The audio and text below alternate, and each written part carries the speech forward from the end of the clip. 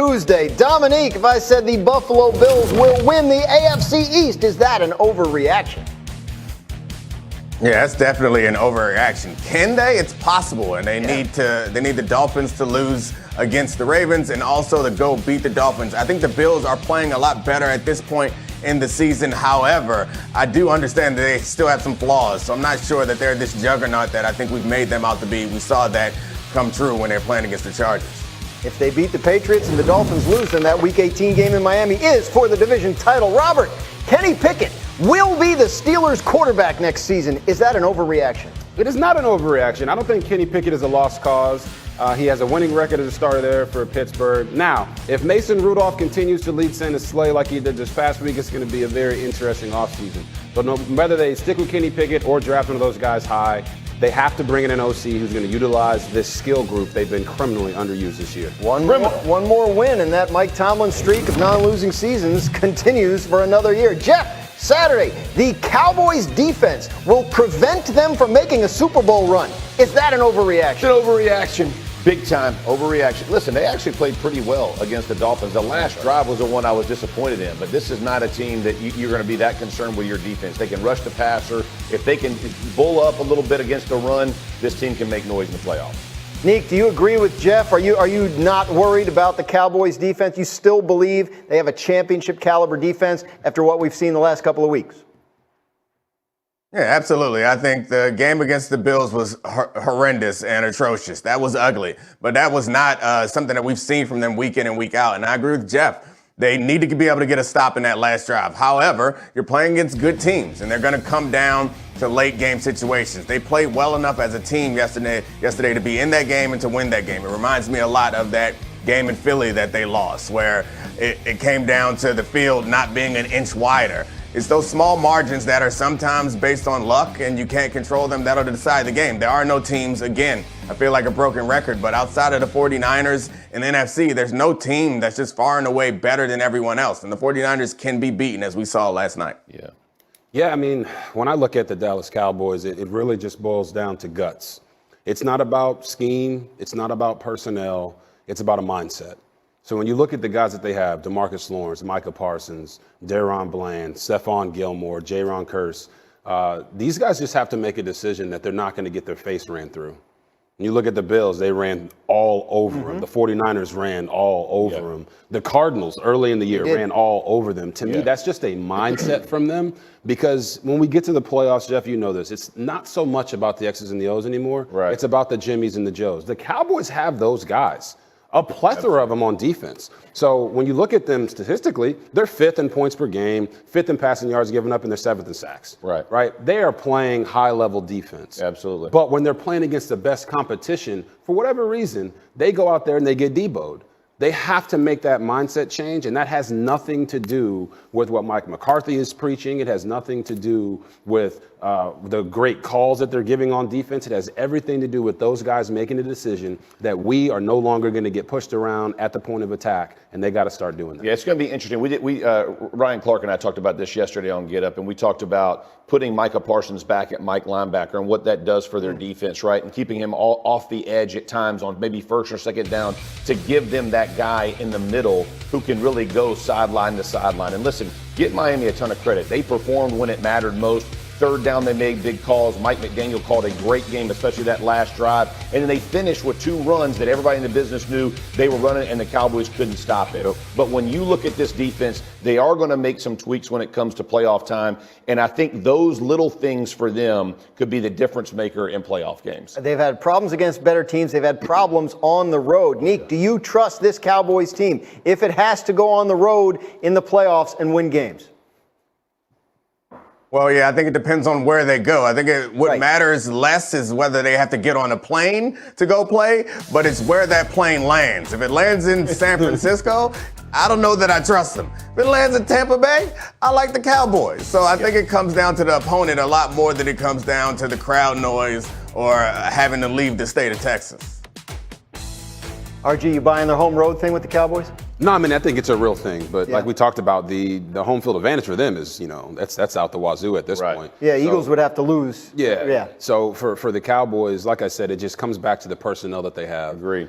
we in the media, you guys are great at your job. We're all great at what we do, but we create these narratives that end up being talked about. Right. So it's on the Cowboys' radar that, For sure. hey, we're not good on the road. Yeah. But when you get into the playoffs and it's win or go home, away, that stuff doesn't matter anymore. So do I trust the Cowboys to win a Super Bowl? I mean, it's a massive no, because they've shown over the course of years that they're not equipped for that. But do I trust them to win one game on the road in the playoffs? Yeah. Yes, I do. And this other thing, real too, quick. man, not scoring on the goal line for you pitch the ball Fumbling. out. It's a freaking wide open, and then the very next play you fumble it, and turn Yeah. the ball over. Yeah. Like those things, the you can't one. blame the defense, right? You got to make something happen. Yeah, that was a very costly play for the Cowboys. Got to and score there. Pollard has end up- got to score. End up chasing it the rest of the game. So we'll obviously see if the Cowboys can get their stuff together. They're going to be in the playoffs. The question is where they'll have to go and where those plays. Eagles had a monster day. They scored 33 points and had 465 yards of offense, most they've had in a game since week 3. However, some of the frustrations probably because the Eagles couldn't seem to finish off drives.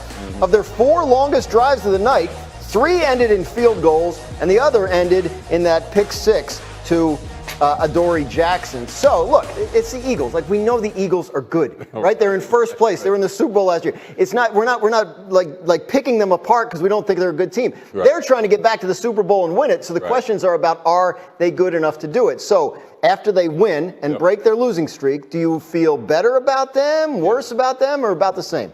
I think I'm on the opposite side of the spectrum. I actually feel much better about the Eagles. I will say this, though. They're late in the season right now, still trying to figure out who they are. So, Dan, I ask you this question. Have you ever been windsurfing? No. Me neither, all right? But I'm not going to go out and try to windsurf in the middle of the ocean if I don't know how to do that, right? I'm going to stay by the shore. I'm going to get the hang of it. I'm going to know my strengths and my weaknesses. And then I'm going to go into the deep water. Right now, the Eagles are in deep water, and they don't know how to windsurf. And here's the problem. When I watched the game in the first half, they had their best first half of the season. 20 points, most points they've scored in the first half all year. They were running the football, utilizing play action, and utilizing RPO. Then in the second half, it all changed when Jalen Hurts didn't run out of bounds right before the half, and they didn't get another opportunity to take a shot into the end zone. But this team's identity, I know it, you know it, Dom knows it, Jeff knows it, all the fans in the stands know it. It's to run the freaking football. First and second down, they're one of the best teams in the league, 4th in the league in positive run percentage, but they're 21st in frequency. This team has to get back to being the brute force of running the football, and that's going to help their defense as well, because their defense was playing lights out in the first half. Neek, I know how Saturday feels about this idea about the Eagles have to run the football. So I'd like to go to you first. A, have you ever been windsurfing? And B, how do you feel about the Eagles? Hey, speaking of the all-white team. After last night. I've never been windsurfing. I don't even know what that is, but I do know that Jeff's probably right and RG3's probably right. They got to get physical and run the football. They had trouble stopping the run against a pretty one-dimensional team yesterday. It's concerning. So while Robert still has faith in that team going forward, I think I agree with the other thing that he said was that they don't really have an identity, and their identity is a bit gone. They're a bit shaky when it comes in those big moments. I can't imagine Jalen Hurts just having a brain lapse like he did before halftime. That seems uncharacteristic for him, and there's so many things that seem uncharacteristic for this team all season, but they've happened all season, so we have to kind of accept, maybe they don't know who they are, but we kind of know who they are. They're an okay team. They're not as good or nowhere near as great as they were last year. They're okay, and that doesn't bode well for a team that has to rip through the entire NFC. They're not getting a bye, and they're going to have to face the 49ers at some point. Despite the fact the 49ers looked rough last night, they still are a physical bunch that loves to run the ball. If you can't stop the run against the Giants, you're going to struggle to do it against the 49ers. I think that's the point, right? I mean, like 3-4 weeks from now, the Eagles are going to be playing playoff games against playoff teams. The Giants are not going to be one of them.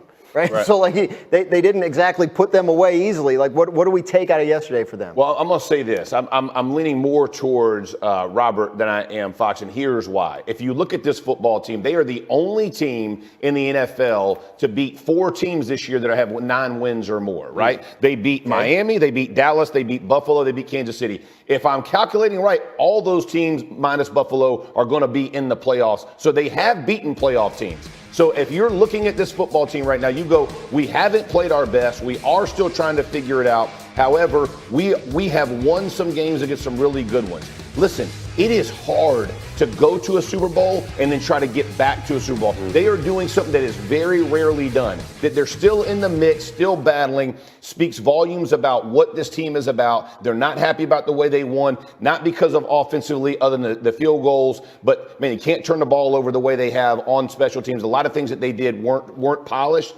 But man, winning matters. Yeah. Getting on a hot streak matters going to the playoffs, and they can beat anybody. Yeah, Jeff, I think your point there is so important for the fans at home to understand. They have 11 wins. Yeah. Yes. They are upset, and we're kind of going. Second seed, we're right? talking about them in this way because they made it to the Super Bowl last year, Right? Not because those 11 wins don't matter. And I think that's why Devontae Smith feels the way that he does. They want to be playing better right now, and they're not. Yeah, I think that's the key, right? We're not talking, we're not asking, are they good? We know they're good, but they want to get back to the Super Bowl. Neek, when you look at the rest of the NFC playoff field, like, who do you like them to beat?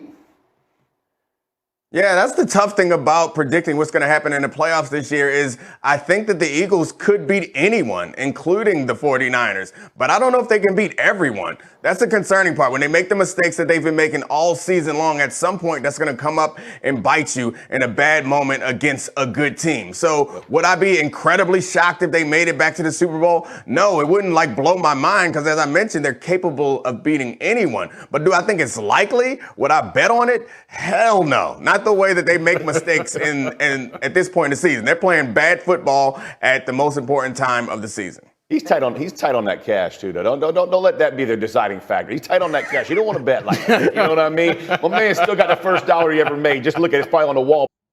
Đây thì các bạn sẽ thấy cái phần kết quả của cái việc là mình dán những cái phần này nó dính vào nhau thì các bạn sẽ thấy là bên trên bên dưới này, bên này là dính vào này, bên dưới là dính này. Đây, nhìn sẽ đẹp hơn rất là nhiều đúng không? Bây giờ thì mình sẽ dán cái phần dây này. Mình sẽ dán vào giữa của cái hình tròn này nhé. Đặt cái phần dây này vào giữa hình tròn này và các bạn dán cái phần dây này. Dán phần dây này vào. Và các bạn kết thúc bằng cách là kết thúc cái hình tròn này bằng cách là dán hai cái mặt còn lại của màu vàng và màu xanh lại với nhau.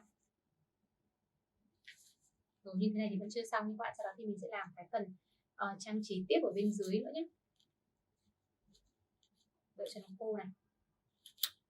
Rồi bây giờ mình sẽ làm cái phần trang trí tiếp ở bên dưới bằng cách là mình sẽ cắt thêm mỗi cái hình tròn, đúng không? Mình sẽ cắt thêm khoảng mỗi màu là hai cái hình tròn nữa nhé, để mình sẽ làm cái phần tròn bé, hình tròn bé ở bên dưới. Thì cái phần này thì mình không cần phải quay compa nhé các bạn, mình sẽ cắt những cái hình tròn bé như này thôi. Rồi tiếp theo là cái phần hình tròn màu xanh nhé. Đây mình sẽ cắt mỗi cái màu hai hình tròn thôi nhé các bạn. Và mình sẽ dán nó giống như là khi mình dán cái phần hình tròn bên trên ban đầu ấy. Tức là mình sẽ dán những cái phần này nó dính lại với nhau. Đây, mình sẽ dán cái phần này nhé. Cách dán thì rất là đơn giản thôi nha các bạn. Đây, dán cái phần này dính lại này. Tiếp theo cái phần màu vàng rồi đúng không? Bây giờ đến màu xanh này. Là nó dính lại như này. Và cuối cùng sẽ là màu vàng nhé. Rồi, cái phần này kết thúc bằng cách là mình sẽ dán nó xuống bên dưới của cái hình tròn bên trên, hình tròn ban đầu này, và các bạn sẽ dán cái mặt nó lại với nhau để tạo thành cái đây. Các bạn sẽ dán vào như này để tạo thành thêm cái phần hình tròn bên dưới thôi. Đây, và sau đó các bạn sẽ cắt cái